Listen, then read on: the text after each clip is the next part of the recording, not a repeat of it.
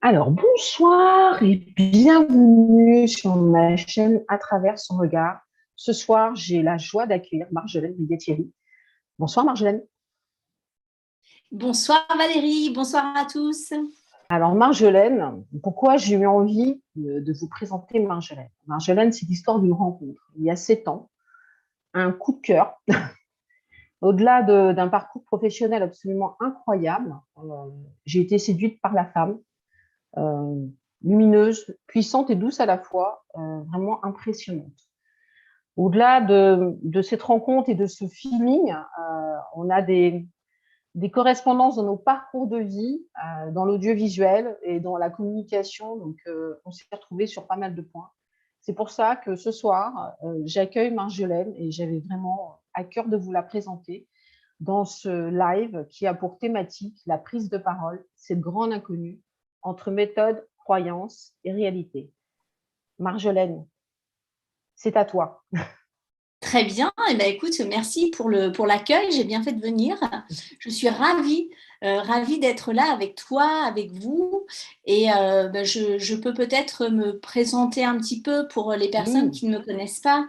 Donc, je suis experte en communication, donc en communication orale, tout ce qui concerne la prise de parole, l'expression de soi, et en communication comportementale et psychologie associée. Donc là, j'analyse plus particulièrement le comportement et le processus mental du comportement. Et je suis diplômée, je suis formée en art oratoire, en art scénique, et je suis metteur en scène, comédienne, auteure, conférencière. Je suis également formée en PNL et en psychodrame et en médecine énergétique, en énergétique, pas en médecine énergétique, en énergétique. Euh, voilà, j'ai un petit panel de formations, et ce qui fait que j'ai un parcours plutôt atypique dans mon métier. Voilà. tout à fait. Vous voyez, je vous parlais d'un parcours impressionnant, mon mot est faible.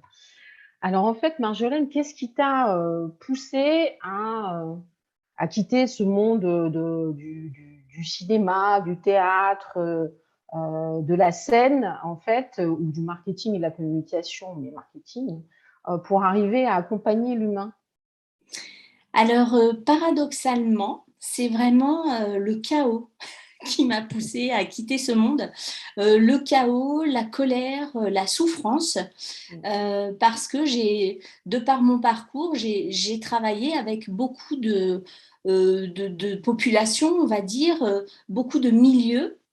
Donc, que ce soit le milieu du cinéma, du théâtre, de la télévision, où là, on est vraiment dans un milieu où j'ai vu beaucoup de souffrances humaines. Il y a beaucoup de névroses, il y a un besoin excessif d'être admiré tout le temps, beaucoup de dépression.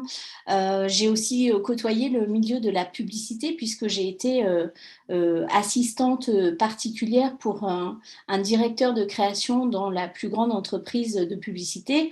Et là, je crois que j'ai vraiment côtoyé le summum de la souffrance. Et alors pourquoi le summum de la souffrance? Parce que ce sont des entreprises où on parle en millions, milliards d'euros.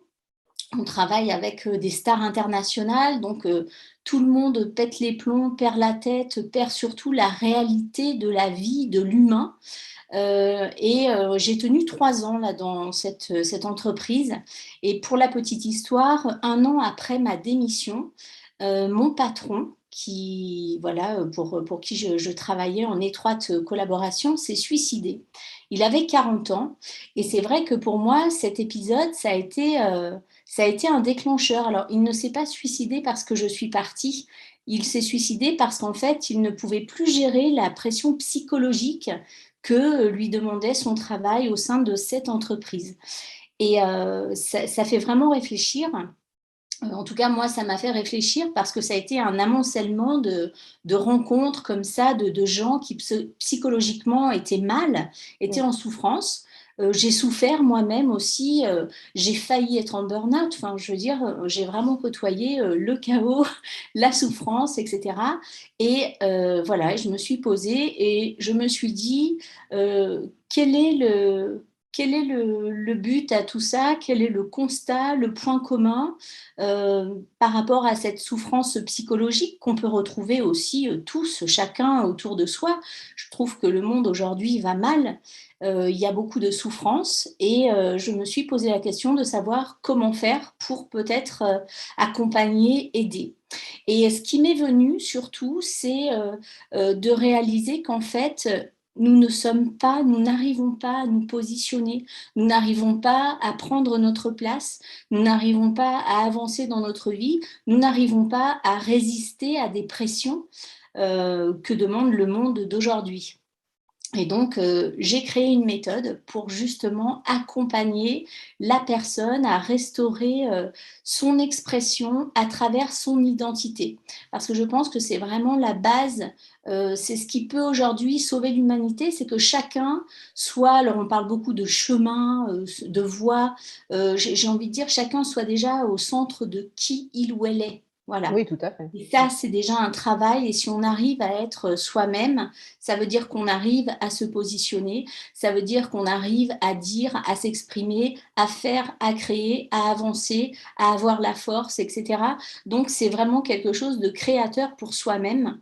Et moi, c'est ce qui m'intéresse aujourd'hui, c'est de pouvoir accompagner les personnes pour retrouver cette identité que la société nous a volé aussi de par l'éducation et tout ce qu'elle met sur notre endormissement, cette façon de nous empêcher d'être qui on est. Voilà. Mmh. Oui, c'est vrai qu'on est façonné en fait, hein, déjà dans le ventre de notre mère. Oui. Le conditionnement commence et donc bah, oui, oui, de retrouver sa propre identité et après pouvoir trouver son chemin. Oui. Et alors tu nous parlais de ton approche, enfin de tes techniques, tu peux nous en dire un petit peu plus sans tout dévoiler bien sûr, Oui, mais bien sûr. C'est une technique globale parce que je pense qu'on ne peut pas travailler sur une seule chose. Nous sommes un être, nous sommes tous des êtres faits de plein de choses. Donc, la technique consiste à aller travailler sur chaque chose de l'être, on va dire. Alors, quand je dis chose, je d'accord. parle du corps, je parle du mental, je parle de la voix, je parle de la technique d'expression, puisque moi, je suis vraiment sur l'expression de soi, donc l'expression de soi, pour l'autre, pour le monde, on s'exprime, on extériorise notre intérieur.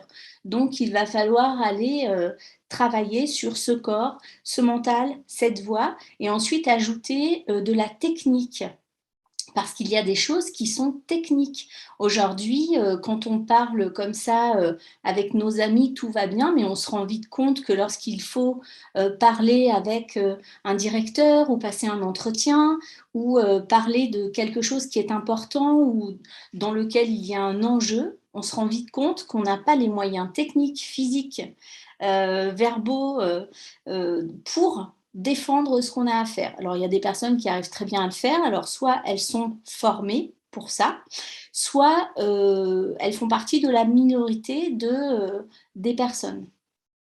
Donc, dans ma technique, on va aller travailler, par exemple, quand on travaille sur le corps, on va aller travailler sur le cycle respiratoire, parce que le cycle respiratoire, en tout cas pour l'expression, c'est pas celui qu'on a aujourd'hui, puisque celui qu'on a aujourd'hui a été plus ou moins bloqué par rapport à notre éducation et nous ne sommes pas dans une pleine respiration. Bon, déjà, la première chose, c'est qu'on va remettre en route cette respiration qui, dans ma technique, part du périnée, vient vers le ventre, les reins, les côtes et monte jusqu'au poumon, jusqu'à la bouche, le nez et le crâne. Donc, il y a vraiment tout un système déjà à remettre en route. Et puis ensuite, quand on travaille sur le corps, on va aussi rééduquer l'oreille. Ça, c'est un rapport direct avec le volume vocal. Si nous n'avons pas notre oreille rééduquée, nous ne pourrons jamais parler plus fort. Nous allons aussi travailler sur la posture et l'alignement des diaphragmes, des 4 diaphragmes, l'alignement des épaules, du bassin, des genoux, des pieds, du crâne. Il y a vraiment tout un travail sur le corps. On a aussi le travail énergétique, le travail de réinformation cellulaire. Nous avons vraiment besoin de travailler, c'est-à-dire de déconstruire des automatismes qu'on a aujourd'hui, qui sont là et qui ne nous servent pas dans cette relation, dans cette communication. Le corps, c'est aussi le corps en public. Voilà, comment est-ce que je me sens quand on me regarde? Bon, souvent, on ne se sent pas bien. Donc, il y a tout un travail comme ça qu'on fait par rapport au corps. On travaille sur le mental, évidemment. Donc, là, on va retrouver de la gestion émotionnelle, de la gestion de stress, ce que j'appelle des visualisations créatives, voilà, qui sont des techniques que j'ai mises au point avec mes outils. Et on va aussi aller travailler sur la voix, le comportement vocal, le timbre de la voix, le rythme de la personne. On va aller chercher cette voix que la personne n'a pas eu l'occasion de construire par elle-même. C'est-à-dire, ce que je veux dire par là, c'est qu'on va trouver la vraie voix de la personne pour que la personne puisse parler avec sa vraie voix. Et puis ensuite, on parle de technique. Donc la technique, c'est la rhétorique. La rhétorique, c'est l'art de persuader, c'est l'art d'argumenter. Et c'est aussi, une fois qu'on est prêt à parler, à s'exprimer, c'est une technique qui vient appuyer tout ce que le corps a mis en place pour pouvoir s'exprimer. Et dans la rhétorique, on retrouve les arguments et on retrouve aussi toute cette communication émotionnelle qui se fait avec les mimiques, avec la voix. Donc pas avec les mots, hein, avec la voix, avec Oui, votre timbre vocal, avec les harmoniques de votre voix. Donc, et là, on est dans la rhétorique. Donc la technique, elle englobe tout ça. d'accord. Voilà. Ok. Oui, alors si on essaye parce que effectivement, tu abordes tellement de parties de nous en fait, hein, j'ai envie de dire. C'est vraiment au global. On peut avoir l'impression oui, qu'on est très à l'aise pour s'exprimer, ce qui n'est pas le cas. Et effectivement, suivant le contexte, même juste dans le rapport à l'autre, sans qu'on soit dans un contexte professionnel ou une prise de parole en public, mais quand on parle de croyance, on parle de réalité. Du coup, qu'est-ce qui pèse sur la prise de parole? C'est beaucoup. Alors, tu parlais de l'image de soi. Donc, c'est vrai que tu fais. Alors, très sincèrement, je l'ai expérimenté aussi, les ateliers de Marjolaine, et il y a eu une véritable transformation me concernant. Enfin, soyons clairs, sinon je ne serais pas là ce soir, en fait. Et c'est vrai que tu prends vraiment en compte la personne et chaque personne dans son entièreté, et tu à chaque fois utilises des outils que tu adaptes tout le temps. Tout le temps, c'est vraiment ce qui est impressionnant, je trouve, chez toi. C'est que tu fais du sur-mesure, en fait. Enfin, c'est comme ça que je l'ai perçu dans tes ateliers. Donc, c'est malgré le fait qu'on soit dans un groupe, on est pris en compte individuellement et on a un accompagnement sur mesure. Et ça, c'est top parce que c'est assez rare, en fait. C'est assez C'est rare. ce qui me plaît, en fait. Ouais. C'est ce qui me plaît parce qu'il y a vraiment ce côté d'accompagner, mais de créer en même temps qu'il se passe quelque chose là dans le présent. C'est-à-dire que, bien évidemment, je connais mes outils, je sais à quoi servent mes outils, mais dans l'instant présent, il y a des choses qui se passent et les outils ont besoin d'être réadaptés dans l'instant aussi par rapport à la personne. Et pour moi, le groupe, c'est une personne qui travaille sur l'autre personne, mais dans ce groupe, il y a plein d'individus. Et moi, j'ai vraiment besoin de faire en sorte que l'individu soit pris en compte. Et d'ailleurs, voilà, je dis souvent ça, mais c'est normal. ça me plaît de travailler comme ça, mais c'est aussi normal et je trouve navrant qu'aujourd'hui, dans les formations, on ne prenne pas en compte l'individu. On retrouve souvent des formations où on va avoir une technique pour tout le monde. Oui, Euh, c'est ça. on ne s'adapte pas à la personne. Mais moi, je ne suis pas mon voisin, je n'ai pas les mêmes problématiques, je n'ai pas la même physiologie. Alors, je parle des formations qui concernent mon domaine, évidemment, Oui, oui, bien sûr. parce que quand on apprend l'alphabet, on apprend l'alphabet. L'alphabet, il y en a un, c'est A, B, C, D jusqu'à Z. Après, il y a différentes façons, on peut apprendre de différentes façons, mais ce que je veux dire, c'est que on doit, en fait, le formateur doit s'adapter aux personnes qui sont là et qui ont des besoins différents, même si elles ont le même problème. Voilà, dans un groupe qui vient pour travailler sur l'expression. Donc le problème, c'est un problème d'expression. On va retrouver derrière quasi les mêmes peurs, les mêmes problèmes de place.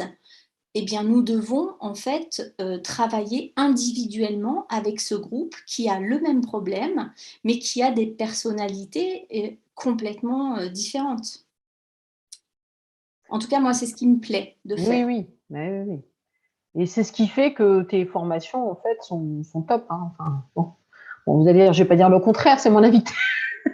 Oui, hein, après la fantastique invitée, Alors, en fait, oui, on dit la prise de parole. Pourquoi c'est si compliqué la prise de parole, en fait, pour nous? Parce que c'est vrai qu'on a choisi toutes les deux cette thématique, parce qu'on aurait pu en choisir une autre, en fait, hein, au vu de tout ce que tu proposes. Mais pourquoi est-ce que c'est si compliqué la prise de parole? alors, moi, j'aime bien, quand on parle de ça, j'aime bien déjà dire ah ben, la vérité. C'est-à-dire que la prise de parole, aujourd'hui, c'est la première peur. Vous vous rendez, c'est la première peur dans le monde, quasi, hein, C'est fou, des peurs. complètement. Ah ouais, c'est Numéro fou. un, la prise de parole en public. Numéro 2, la mort. C'est-à-dire, ça me fait rire quand je le dis, alors je vais le redire, je m'amuse un petit peu. C'est-à-dire qu'en fait, on préfère être dans le cercueil que de faire l'éloge funèbre. Tellement on a peur de parler en public, puisque la prise de parole est la première peur et la mort la deuxième. Donc en fait, derrière ces peurs, il y a évidemment des questions de culture. Mm. Lorsqu'on est né en France, on n'a pas la même culture que si on est né aux États-Unis ou en Angleterre.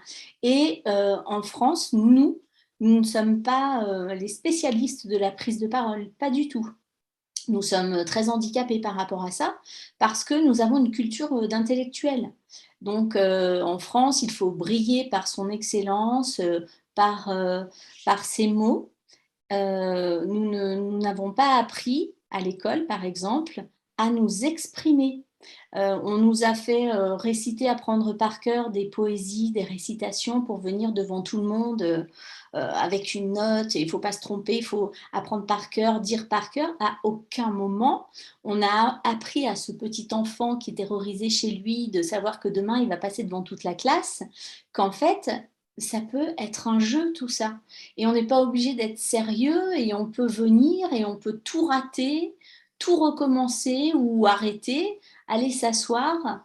On n'a jamais appris à l'enfant à être à l'aise avec quelque chose qu'il venait faire en public. On lui a toujours mis une pression de performance, de quelque chose qu'il fallait faire comme ça et pas autrement. Et ça tue le développement. Donc aujourd'hui, nous avons été élevés comme ça par la société, j'entends, et nous avons des vrais problèmes dans les prises de parole. Et d'ailleurs, regardez, là, on a des exemples flagrants. Regardez nos hommes politiques, comme ils s'expriment. Alors, je ne parle pas dans ce qu'ils disent, hein, bon, déjà, ils disent beaucoup de mensonges, mais Non, on je parle pas parle du contenu, mais de voilà, je parle dans leur expression. Regardez, ce ne sont pas des gens qui sont à l'aise. Regardez, à contrario des hommes et femmes politiques de l'étranger, donc des Américains, des Anglais, même les Allemands. Regardez, vous allez voir la différence physiquement, rien que quand ils marchent, quand ils arrivent, quand ils bougent, mais ils ont une aisance que les Français n'ont pas. Ça, c'est l'éducation. Donc l'éducation joue un rôle primordial dans cette relation à l'autre, dans la prise de parole, dans le regard qu'on porte sur soi. Euh, en Afrique, les gens ont une culture orale. Parce que en fait, bon maintenant, voilà, la télé est de plus en plus aussi en Afrique, mais avant, il n'y a pas si longtemps que ça, en Afrique, il n'y avait pas de médias, de télévision. Donc en fait, les gens se retrouvaient pour se parler. Ce qui fait que les Africains, depuis tout petit, ils ont l'habitude de parler en public, en groupe, de se retrouver, de raconter des histoires. Et ça, c'est formateur pour l'âge adulte. Donc, regardez les Africains, moi j'adore les regarder s'exprimer. Ils ont une aisance, mais que nous, on n'a pas du tout, du tout, du tout. Donc, derrière le côté j'ai peur, eh bien, il y a ce conditionnement qui est induit par notre éducation. Ça, c'est la première chose. Et puis ensuite, il y a le fait qu'on ne nous a jamais appris. Voilà. Et c'est aussi aujourd'hui, alors on le voit, c'est en train de revenir, mais bon, après, il y a apprendre et apprendre, hein. Prendre la parole, Oui, c'est pas juste apprendre à dire un texte, hein. Vous avez compris, il faut aussi travailler sur le corps, sur la voix, et il y a plein de choses. Donc, il faut apprendre et ensuite s'entraîner. C'est un peu comme faire des muscles. Voilà, ça me fait penser à Gilles qui nous écoute. Voilà, si on veut avoir des abdominaux, il faut faire des abdominaux. Si on pense juste avoir des abdominaux en pensant avoir des abdominaux, nous n'aurons pas des abdos. La prise de parole, c'est pareil. Il faut que le corps transpire dans l'entraînement de cette prise de parole. Il faut qu'il s'imprègne pour se muscler parce qu'en fait, on est une véritable machine pour prendre la parole. Nous sommes l'admirable machine humaine de la parole. C'est ce qui va nous différencier des animaux. Nous avons une parole articulée, nous avons une parole émise, une parole parlée, un langage parlé. Donc, il faut que nous en servions. D'autant plus qu'on l'a vu aussi par des études, les personnes qui ne communiquent pas, qui n'arrivent pas à communiquer, il y a beaucoup de dépression, il y a un manque d'évolution pour la personne, pour l'enfant. Enfin, la relation à l'autre, c'est ce qui est vital pour l'humain et c'est ce qui nous caractérise. Alors, nous sommes équipés pour. Il faut impérativement aujourd'hui se servir de notre machine relationnelle, notre machine d'expression. tout à fait. Alors, on va parler un petit peu de tes programmes parce que effectivement, tu as des programmes, on disait qu'ils s'adaptent à chaque fois à l'individu, mais au-delà de ça, ils sont aussi adaptés. Alors, si ce sont des ateliers pour les femmes, si ce sont des ateliers pour les hommes, si ce sont des ateliers pour les adolescents, les enfants plus petits,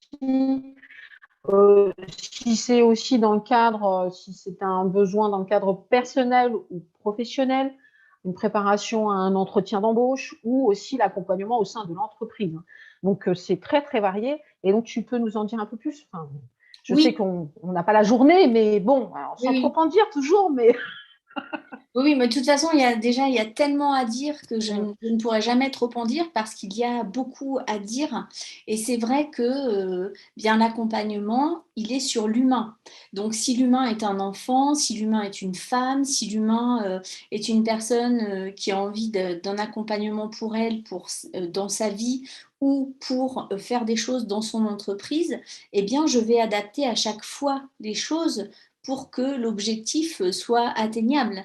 C'est-à-dire que l'enfant, lui, il va venir travailler, mais en fait, il s'en fiche un petit peu, l'enfant, de venir travailler. Lui, l'enfant, avant tout, il veut jouer. oui, Donc, bah oui. on va trouver des techniques, justement, qui vont permettre à l'enfant de travailler, mais tout en s'amusant. Pour l'entreprise, c'est pareil, on va vraiment être dans des techniques rapides. de progression rapide parce que voilà, le monde de l'entreprise aujourd'hui, les patrons n'ont pas le temps de laisser leurs salariés des mois en formation. Donc, il faut trouver des choses efficaces tout de suite et qui peut immédiatement se transposer dans le métier, dans l'entreprise. Donc, à chaque fois, voilà, je programme, je crée autour de l'objectif. Et ensuite, on peut aussi travailler pour l'homme ou pour la femme, puisque nous n'avons pas la même physiologie, pas les mêmes Déjà, oui. besoins, nous n'avons pas la même histoire, nous n'avons pas la même éducation, même si aujourd'hui, on va me dire, oh bah si, aujourd'hui, les petites filles et les petits garçons sont éduqués pareil. C'est faux, archi faux. C'est faux. Donc, voilà. Alors après, il y aura toujours l'exception qui confirme la règle. Mais si on reste sur la règle de Pareto, c'est-à-dire que 80% des personnes, des petits garçons et des petites filles aujourd'hui, ne sont pas élevés de la même manière. C'est faux. Donc, il y a tout un travail à faire pour déconditionner l'homme, la femme, et ensuite venir redonner de l'information au corps qui va permettre de l'aisance relationnelle, de l'expression vers l'autre, d'abord vers soi, j'y tiens, hein, l'expression vers soi. Oui, ça On n'y commence par pense ça, pas, mais hein. c'est super important. Mm. Tant qu'on ne peut pas s'exprimer avec soi-même, on ne peut pas aller vers l'autre. Donc, il y a déjà tout un travail sur soi avant d'aller vers l'autre. Et ensuite, une fois qu'on est allé vers l'autre, on peut ensuite eh bien, aller vers les autres. Donc, ce que j'appelle le monde. Voilà. Super. Alors, bah, on a déjà fait le tour de plein de questions. Est-ce que vous auriez des questions? Alors, attendez, j'allais faire un petit tour sur le chat. Alors, bonsoir Ludivine, bonsoir Annabelle, bonsoir Gérald. Ludivine, oui, tu parles du chant à l'école. Oui, c'est aussi un moyen d'expression, tout à fait. Oui, il y a une question par rapport au chant. Alors, il y avait plutôt une petite larme. Il y avait le chant à l'école avec une petite larme. D'accord. Oui, bah, de toute Mais c'est vrai façon, que c'est parti de. Oui, ça fait partie de l'expression, le chant. Et aujourd'hui, j'ai envie de dire que tous les arts qui permettent l'expression, que ce soit de la peinture, que ce soit le chant, que ce soit le théâtre, que ce soit la danse, c'est des choses qu'il faut urgemment réintégrer dans les écoles, même dans la société, même si on ne peut pas rééduquer avec une matière, avec un art. Voilà. On va pouvoir rééduquer à condition qu'on puisse venir vraiment travailler très précisément sur des choses particulières. Mais l'art est une forme de développement de la personne. Donc l'art est nécessaire et vital. Voilà, en disant ça, je pense aux 2 ans qu'on vient de passer où justement l'art a été mis de côté. oui. On voit aussi donc par rapport à ça aujourd'hui le mal-être psychologique. Alors c'est pas que à cause de l'art, il y a eu beaucoup d'autres choses, mais en tout cas l'art c'est une soupape, c'est une expression, c'est une bulle, c'est quelque chose qui va voilà nous redynamiser et peut-être permettre aussi d'évoluer, d'avancer. Donc c'est très important, l'art Mm. et le chant aussi. Oui, oui, oui, tout à fait. Après, on l'a compris, la prise de parole, ça va au-delà de juste prendre la parole, c'est prendre sa place, c'est libérer l'expression, c'est s'autoriser à être. Et en fait, c'est pour ça qu'on a vraiment choisi cette thématique, parce qu'on rencontre, toi comme moi, beaucoup de personnes euh, qui ne s'autorisent pas à être qui elles sont, hommes ou femmes d'ailleurs, hein. Et ça fait partie de cet accompagnement impressionnant que tu proposes. Donc, merci. Mais Merci c'est d'être un là. plaisir. Mais vraiment, j'ai participé en fait à plusieurs ateliers de Marjolaine, je l'ai dit tout à l'heure. C'était la prise de parole au féminin. Et en fait, dans toute cette déprogrammation que Marjolaine accompagne grâce à ces outils, c'était vraiment impressionnant, impressionnant. Alors, ça se fait tout en douceur, hein.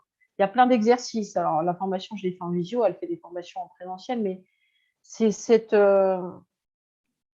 manière bien à toi que tu as d'accompagner l'autre et de faire en sorte qu'on trouve notre voie. je pourrais être dithyrambique te concernant. Donc, je vais arrêter parce qu'ils vont dire, mais elle en fait trop, c'est pénible. Bon, je suis désolée, je l'adore. Voilà, c'est pour ça qu'elle est là. Mais oui, oui, donc c'est ce côté. Après, on a des questions quand on se retrouve confronté, par exemple, à des personnes. On est dans un groupe, on n'ose pas prendre la parole parce qu'il y a trop de monde, ou même dans une conversation un peu trop soutenue où la personne en face en impose. On a du mal à, on a du mal aussi à prendre la parole, à s'exprimer. Est-ce que tu aurais des petits conseils à nous donner ou Oui, alors oui, je ne sais pas si c'est un conseil, c'est pas un conseil qui va vraiment servir dans ce cas-là. Parce que quand on n'ose pas, ça veut dire qu'il y a des blocages. Et oui. le fait de dire, qu'est-ce qu'on pourrait dire à quelqu'un qui ose pas? Ben, vas-y, ose. C'est pas grave, même si tu n'as rien à dire, fais-le quand même. Même si tu es nul, fais-le quand même. Voilà, ça on serait là dans une formation d'injonction avec fais ci, fais pas ça, fais comme Oui, ça. Et en fait, ça il n'y a ne qu'à sert, Faucon. voilà. Et ça ne sert pas la personne, parce que la personne qui n'ose pas, elle n'ira pas. Et pourquoi elle n'ira pas? Parce que, pour tout ce qu'on a expliqué auparavant, parce qu'elle n'est pas prête. Un muscle qui n'est pas musclé ne portera pas, ne fera pas travailler le corps, ne relèvera pas la jambe, etc. Donc, la parole, la prise de parole, le fait d'oser, il faut bien comprendre ça, c'est pas naturel parce que malheureusement, on ne nous a pas appris.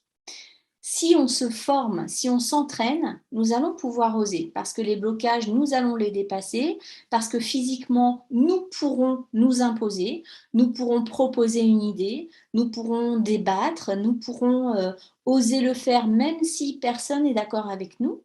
Euh, voilà, il y a vraiment cette notion dans oser, de dire à quelqu'un, mais vas-y. Mais bien sûr qu'on aimerait que tout le monde ose, mais ça ne se fait pas comme ça. Donc pour oser, il faut d'abord travailler.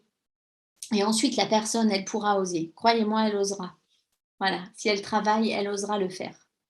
On peut parler aussi de... Là, je peux donner des conseils qui, pour Non, mais comprendre un peu bon. ce que je viens de dire, mais Oui, par oui. exemple, les personnes qui vont se faire couper la parole. Alors, c'est beaucoup les femmes. Et les messieurs, arrêtez de me dire, oh non, c'est pas vrai. Si, c'est vrai. C'est vrai. La femme se fait plus couper la parole dans des réunions que les hommes. Il ne s'agit pas d'être avec mon drapeau féministe, Non, c'est non, enfin. juste une réalité. Eh bien, comment faire quand on se fait souvent couper la parole? Euh, alors, premièrement, il faut faire une réponse physique et non pas une réponse avec bon, je vais essayer de parler parce que vraiment, ici, on ne me laisse pas parler. Voilà, parce que ça va énerver tout le monde et vous n'aurez pas plus de place. Par contre, si physiquement, vous donnez une réponse à la personne, c'est-à-dire qu'avant de parler, vous avez le corps qui est ouvert et détendu, à l'inverse de énervé et tendu, que vous regardez votre interlocuteur qui vous coupe la parole donc dans les yeux, que vous posez votre voix, vous articulez et que vous montez le volume, eh bien la personne va instinctivement vous écouter et elle ne vous coupera plus la parole. Donc le petit hic, c'est que pour pouvoir faire ça, encore une fois, on a besoin d'avoir débloqué un peu des choses. C'est rare qu'on puisse mettre en place comme ça un volume vocal pour poser la voix, d'assumer le regard dans les yeux. C'est rare qu'on puisse le faire juste parce que quelqu'un nous dit de le faire. Donc, on est toujours sur cette notion de travail. Mais en tout cas, pour répondre ou se positionner devant quelqu'un qui nous coupe la parole, la réponse, elle n'est pas verbale, elle est physique d'abord. Voilà. C'est le physique, on est sur 93% de notre communication. Donc, les beaux discours, c'est super parce que là, on est dans les arguments, la rhétorique, on est dans la structure, donc c'est très important. Mais ça ne représente que 7%. C'est vraiment ce qui arrive à la fin. C'est un peu la cerise sur le gâteau. Voilà. Et donc, elle est sympa, cette cerise, et il faut la garder. Mais tout le travail corporel, c'est 93%. Et dans ces 93%, on va retrouver 38% qui correspondent uniquement à votre voix, donc à la nature de votre voix, à la couleur, à la tessiture, au rythme, à votre respiration aussi qui est dans votre voix. Donc la voix est très importante parce que sans les mots, elle va déjà agir sur votre interlocuteur à 38%. Et puis ensuite, les 55% restants, c'est le corps. Donc dans le corps, on a tout ce langage qui est au-delà du langage non verbal parce qu'on est vraiment dans un ressenti. Donc pour moi, c'est de l'énergie, c'est du langage préverbal. C'est avant qu'on ait bougé, avant qu'on ait dit quelque chose. Il y a déjà cette notion énergétique qui est là et qui parle à l'autre. Donc, d'où l'importance aussi d'avoir vraiment nettoyé nos blocages, d'avoir construit quelque chose sur soi, parce que sans cette construction, on est fragile en public. On est fragile et on n'ose pas et ça monte à la tête avec ce que je vais dire, ça n'est pas intéressant, de toute façon, la personne n'arrête pas de me couper la parole ou ça m'énerve. Voilà. Donc ça, ce sont des freins à l'expression. Or, si nous avons déjà travaillé sur le corps, sur l'aspect vocal, eh bien, vous êtes plus à même d'aller dans l'arène, j'ai envie de dire, d'aller vous exprimer, de porter vos idées, de porter votre voix. Et puis, il y a aussi quelque chose qui est très important, c'est que si nous sommes nous-mêmes, le être soi, être dans sa propre et véritable identité, ça permet aussi d'être moins en proie aux manipulateurs. Nous sommes moins les proies, par exemple, des pervers narcissiques ou des mouvements politiques ou des médias ou même du marketing. Parce que ça veut dire que nous avons notre personnalité, nous acceptons de ne pas rentrer dans tous ces codes où il faut tout effacer de nous. Nous avons donc notre pouvoir de réfléchir, nous avons notre pouvoir d'agir et donc, en fait, nous sommes libres. Nous sommes libres d'être nous-mêmes et le marketing peut arriver, c'est pas grave, nous on réfléchit. Les mouvements politiques peuvent arriver, c'est pas grave, on va pouvoir analyser, réfléchir, se forger une opinion. Donc c'est très important c'est très important de récupérer cette identité et cette expression de soi-même. Surtout aujourd'hui, j'ai envie de dire encore plus Oui, oui, oui, aujourd'hui. tout à fait. Mais hier aussi, avant-hier aussi. Oui, mais en fait, ça a toujours été vrai. Oui, ça a toujours été vrai. Pardon. Ça va très très loin, tout ça, très loin. Ok. Eh bien, écoute, Marjolaine, je crois que bientôt tu viens dans ma région pour faire un super atelier. Oui, alors oui, là tu me parles des formations pour les femmes, puisque là Oui, j'ai tout à créé fait. des stages de 2 jours, des séminaires pour les femmes. Alors pourquoi pour les femmes? Eh bien on l'a dit par rapport au fait qu'une femme est une femme, qu'elle n'a pas la même histoire, la même éducation que l'homme, elle n'a pas le même corps que l'homme non plus, donc elle va avoir des besoins spécifiques. Et pour la petite histoire, il y a quelque chose qui m'a interpellée parce que c'est pareil, on ne se rend pas compte à quel point on est manipulé et manipulable et à quel point nous sommes soumis sous l'historique de tout ce de notre histoire en fait. Donc l'ONU a fait une déclaration sur l'élimination de toute forme de discrimination envers les femmes. Donc ça, c'est un texte. Eh bien, je vous le donne en mille. Ce texte a été fait en 1981. L'élimination de toute forme de discrimination envers les femmes. Donc là, je ne parle même pas des années 1900, je parle juste des années 80, donc il n'y a pas si longtemps que ça. Et nous sommes encore aujourd'hui impactés dans nos comportements, qu'on le veuille ou non, par l'histoire. Donc, tout ce que je propose là en séminaire pour les femmes, eh bien, nous allons travailler sur cette notion de peur de ne pas réussir, la peur du regard des autres, le fait de ne pas avoir confiance, assumer sa différence et la valoriser.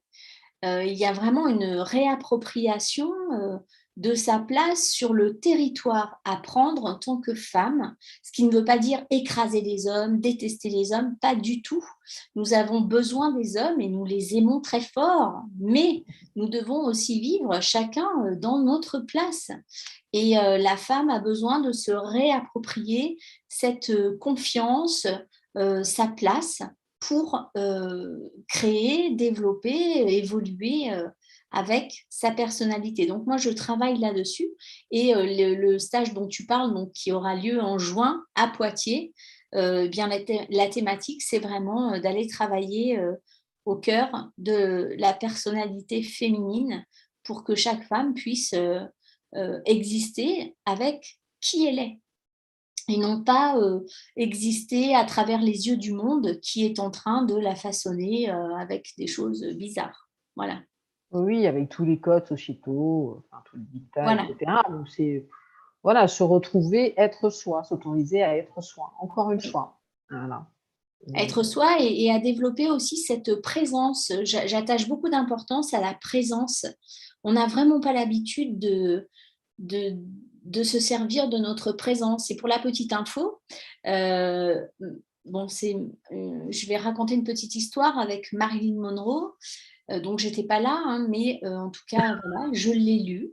Donc, je vous la raconte. Eh bien, Marilyn Monroe se promenait dans les rues de New York avec un ami et elle n'était pas maquillée, pas vraiment coiffée. Enfin, voilà, elle était une femme normale. Elle n'était pas Marilyn, la star que tout le monde a connue. Et personne ne la regardait. Et son ami lui a dit mais c'est bizarre parce que les gens ne te reconnaissent pas, donc personne ne vient te voir. Et elle lui a dit, bah oui, c'est normal, parce que je n'ai pas, je ne suis pas conditionnée à irradier de ma présence.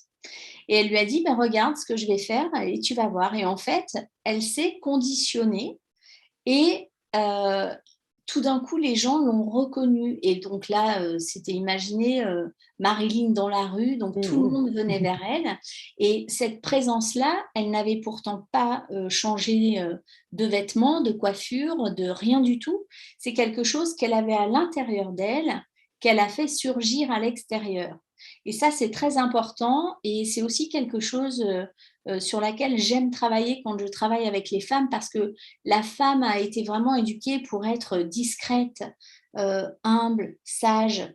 Donc, on a réduit son intérieur, cette présence intérieure. Du coup, c'est pour ça aussi qu'elle a autant de mal à l'exprimer.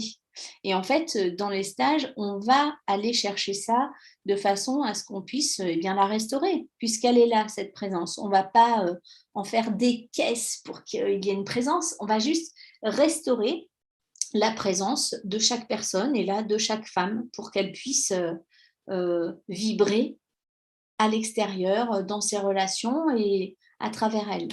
Mmh. Oui, et sans pour autant basculer sur le côté masculin. Alors, je prêche pour ma paroisse.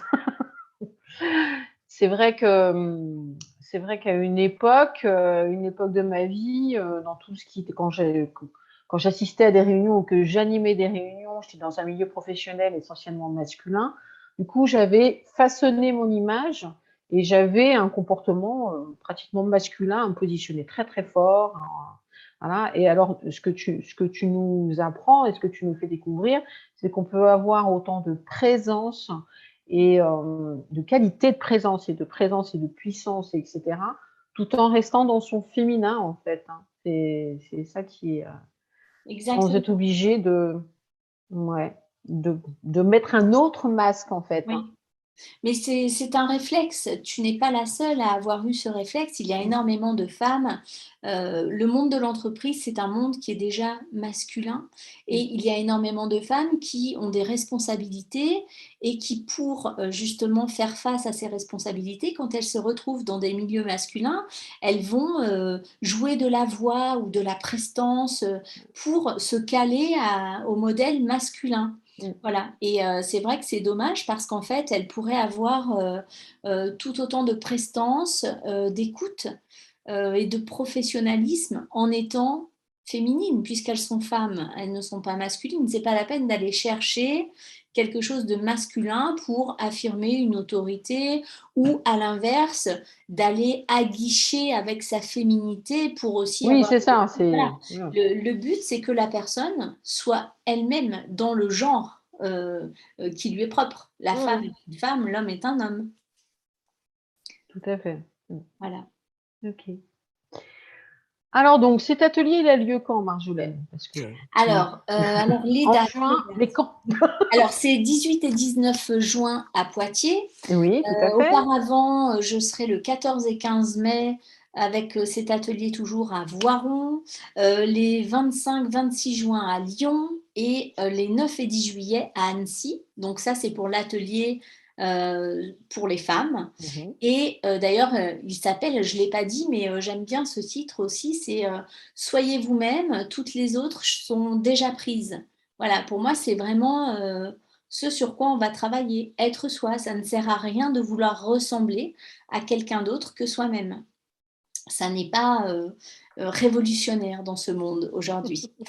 Et je serai auparavant, alors dans un autre atelier où là, les hommes et les femmes sont les bienvenus.